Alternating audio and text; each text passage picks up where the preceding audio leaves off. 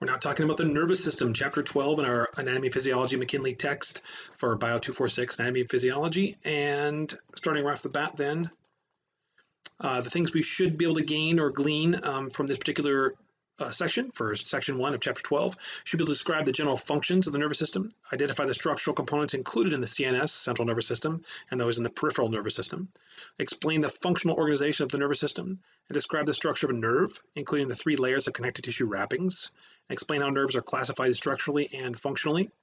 And with a general perspective on the nervous system, we have our central nervous system and our peripheral nervous system. Our central nervous system is our brain and our spinal cord, where we integrate information. The peripheral nervous system basically includes the nerves and the glial cells as well, we should also say, but it's communication between the CNS and the body. And we have our sensory division, our afferent division, where we are sensing information and sending it to the brain and spinal cord. So we're basically getting the sensing, then we're getting the integration, and then we get the motor response, which is the motor division here of the peripheral nervous system. And it's composed of our motor neurons, and it conducts signals from the central nervous system to the effectors. And these include the autonomic nervous system, which is also called the visceral motor system, and the somatic nervous system. Our voluntary movement is controlled by our somatic nervous system, and our involuntary responses are the autonomic, which also includes then our sympathetic and our parasympathetic division. When we're in fight or flight stress mode, our sympathetic division or sympathetic nervous system is dominant, and when we're in basically rest or digest mode, more of a relaxed or less stressed mode, we're utilizing primarily our parasympathetic nervous system at that time. That said, for the basics of functions of the nervous system, obviously, once again, as we just mentioned a moment ago, collecting information, the sensory nerves, basically that part of the peripheral nervous system that detects stimuli and sends the sensory signals to the spinal cord and the brain. Then you get the integration, the processing and evaluation of the information from the brain and spinal cord, determining what the response should be. And then you get the initiation of the response, basically the efferent information, then coming to the motor division of the peripheral nervous system. And when the brain and spinal cord sends motor output via nerves to the effectors, either muscles or the glands. And so with that structural organization, we see here, of course, our brain and spinal cord, and of course, our peripheral nervous system. We have our nerves and our ganglia as well. I said glial cells earlier, I meant ganglia for the peripheral nervous system. And then the functional organization, sensory versus the motor. Our sensory nervous system is the afferent nervous system, again, gaining the information initially. That receives that sensory information from the receptors and transmits it to the CNS. We have our somatic sensory system, which detects the stimuli we consciously perceive, and the visceral sensory system, which detects stimuli we typically do not perceive, like signals from the heart or the kidneys. We wouldn't necessarily know that and probably won't. The motor nervous system is an efferent nervous system, sending information from the brain and spinal cord to get a response, a motor response, and initiates that motor output and transmits it from the CNS to the effectors. And the somatic motor system sends the voluntary signals to the skeletal muscles, our somatic segment of our motor nervous system from our peripheral nervous system. And our autonomic nervous system, or the visceral motor, sends the involuntary commands to the heart, the smooth muscle, and the glands. And that's where you get, again, the sympathetic and the parasympathetic divisions from that autonomic motor system. And so here we have our sensory nervous system, which detects the stimuli and transmits information. Our somatic sensory, it's consciously perceived, like from our eyes, ear, and skin. Our visceral sensory, the input that's not consciously perceived, like from our blood vessels and internal organs and the heart responses. And of course, then once information is then received, the brain and spinal cord, it sends it out to get a response, to actually initiate the response. And the motor nervous system then transmits it from the CNS to the effectors. Our somatic motor gets our motor output for the conscious or voluntary control of our skeletal muscles. And then autonomic motor responses that is not consciously or it's involuntarily controlled, like our cardiac muscle, our smooth muscle, internal organs, and our glands. And now nerves are bundles of parallel axons in the peripheral nervous system. They have connective tissue wrappings, just like we had the epimysium, paramysium, and endomysium with the muscle cells. Now we have the epineurium, encloses the entire nerve. It's a thick layer of dense, irregular connective tissue, once again, similar to muscle tissue. And the perineurium, which wraps the fascicle, a bundle of axons, just like the paramysium is a bundle of muscle fibers in the nerve, and layer of dense, irregular connective tissue. Then we have the endoneurium, which wraps an individual axon. A delicate layer of areolar connective tissue. Again, same general makeup concept here as the muscle tissue. It separates and electrically insulates each axon. Now, nerves are vascularized.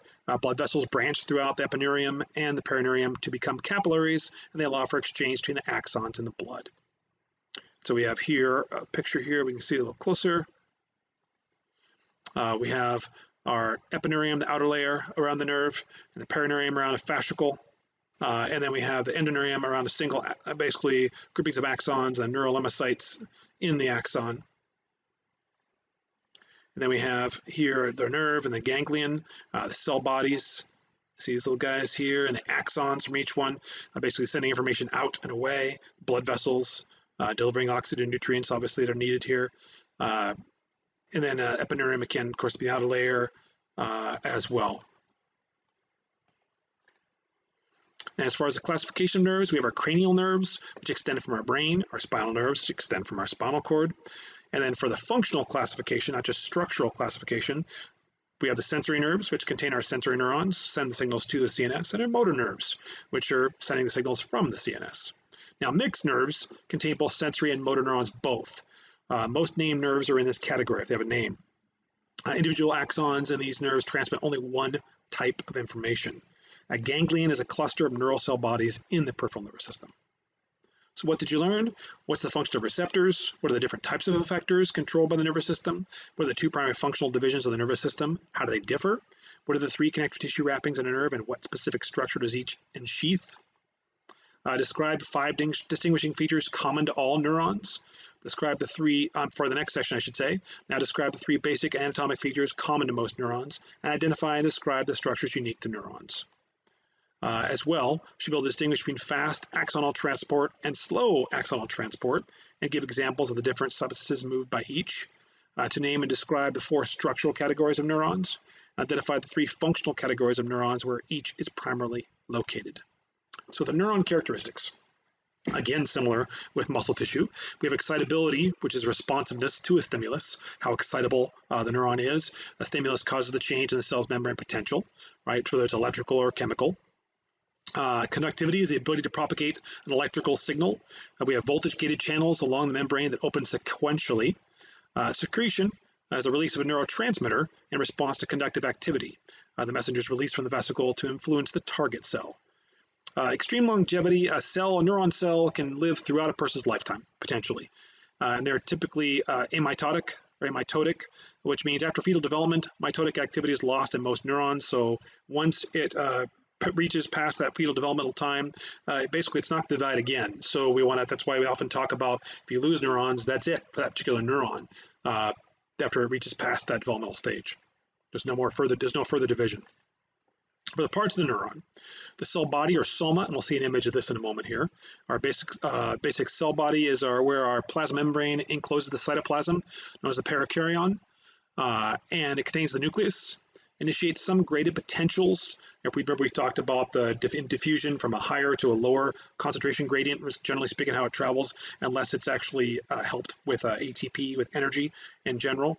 And it receives others from dendrites. Dendrites always receive the information. We'll get there in a second here. It connects these potentials to the axon. And the cell body contains chromatophilic substance, Nissl bodies, which are made of ribosomes, and they're free and they're bound.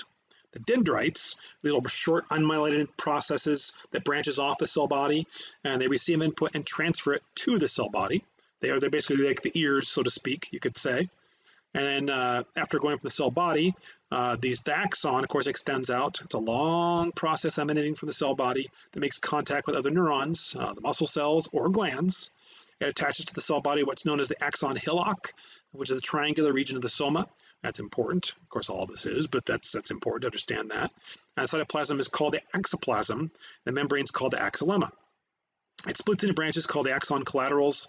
There are ends in several telodendria, axon terminals. You will not have to know all the detailed components here. We'll talk more about that as time goes on here, but certainly axon hillock is crucial, as well as the general makeup of the axon, the cell body or soma, and the dendrites. Certainly, we have synaptic knobs and synaptic vesicles are crucially important. We've talked about them before. They're the tips of the telodendria are synaptic knobs, the terminal boutons. That synaptic knobs house synaptic vesicles that contain the neurotransmitter, or containing neurotransmitters.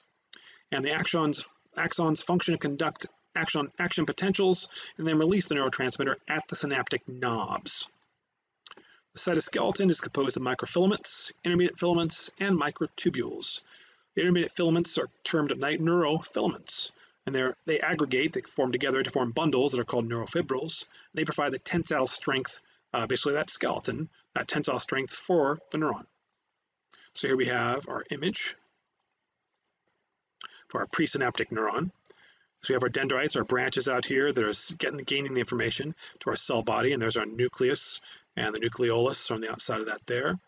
We have chromatophilic substance within that cell body. The axon hillock is the beginning point between where it branches out into our axon. Here's our axoplasm and the axolemma on the outer layer there, and the neurofibrils within there. And then we have our axon collateral here, the axon itself, which is wrapped in the myelin sheath. This is myelinated here. Without that, that's why I refer to unmyelinated if that's not present. And some neurons will never be myelinated, and some will. And then the postsynaptic neuron, here we have the myelin sheath, I should mention here too, and neurofibril node here, the neurolemma site. But that said, here's the terminal extensions here, and that meets to the synaptic knobs here, and the neuron or effector muscle or the gland, whatever this neuron is innervating here. And of course, at that synaptic knob there, we have synaptic vesicles here present containing the neurotransmitters, and they must cross that synaptic cleft if we're going to get excitation here at whatever receptor site here, wherever we're talking about a muscle or a gland or other neuron. Here again, we can see the chromatophilic substance here, part of the cytoskeleton, the dendrites branching out, nucleus, the nucleus here, the nucleolus, the cell body itself, axon hillock, and this is the nucleus, this axon here, this is the nucleus of the glial cell, which we'll get to glial cells in a little bit. Now axons move material to and from the cell body, and for as anterograde transport from the body, typically speaking, they're moving typically from the cell body with the axon. There are some situations where there might be a change there, but it moves newly synthesized material towards synaptic knobs, and the retrograde transport to the cell body moves used materials from axon for breakdown and recycling in the soma. And that said, and don't confuse material with the communication in general moving out and away, which is where the axon is typically information is traveling out from that cell body. Now it's going to occur by fast axonal transport or slow axonal transport. Fast axonal transport, it's about 400 millimeters per day. You're not going to have to know the exact number, but you should know it's fast. It involves movement along the microtubules. It's powered by motor proteins that split ATP, and the anterograde or retrograde motion is impossible. The anterograde transport of the vesicles, the organelles, the glycoproteins, and the retrograde transport of used vesicles, potentially harmful agents. Slow axonal transport occurs at about 0.1 to 3 millimeters per day, substantially slower. It results from the flow of axoplasm, and substances are only moved from cell body toward the knob. Enzymes, cytoskeletal components, and new axoplasm are examples here. As far as structural classification by the number of processes coming off the soma, we have the multipolar neurons, which are the most common, by the way. There are largely more multipolar neurons than there are bipolar or unipolar neurons. They contain many dendrites with one axon. It's the most common type. The bipolar neurons have one dendrite and one axon. They're a limited number, like the retina of the eye. There aren't many of these. The unipolar neurons are where one process extends from the cell body. A lot of our sensory neurons we're basically talking about unipolar neurons, also referred to as pseudo-unipolar. It splits into two processes with these unipolar neurons: the peripheral processes, where we have several receptive dendrites, and the central process, which leads the synaptic knob in the CNS, central nervous system. And then we have the anaxonic neurons, which have dendrites but no axons. According to the direction that the propagation action potentials move, again, our sensory neurons are our afferent neurons. They conduct input from the somatic and visceral receptors to the CNS. And again, most of these are unipolar, those sensory neurons. A few are bipolar. The motor neurons, the efferent, conduct output from the CNS to the somatic and visceral effectors, and they're all multipolar. Interneurons or association neurons, they're typically, we're talking about within that CNS there. They receive, process, and integrate the information. They communicate to the sensory and the motor neurons, and they make up about 99% of our neurons, those interneurons. Okay? They generally are multipolar. And then here we have our classification here, so we can see here there being the spinal cord, and then basically have our sensory input coming from skin receptors, and this being a ganglion, the cell body of that sensory neuron here, and then we have the interneuron here within the spinal cord itself, and that of course is going to integrate information, and then it sends it out for the motor response, basically travel to the motor neuron, the motor output to get the skeletal muscle to perform its action in this case. So what you learn, explain the neuron characteristics of excitability, conductivity, and secretion. What are the functions of these neuron structures? Dendrites, axons, synaptic vesicles, and neurofibrils. Which type of axonal transport is both anterograde and retrograde? Give examples of substances transported by this method. How are the different processes that extend from a cell body used to structurally classify neurons? And what are interneurons, where are interneurons located, and what is their function? We'll come back to synapses in section 12.3 shortly.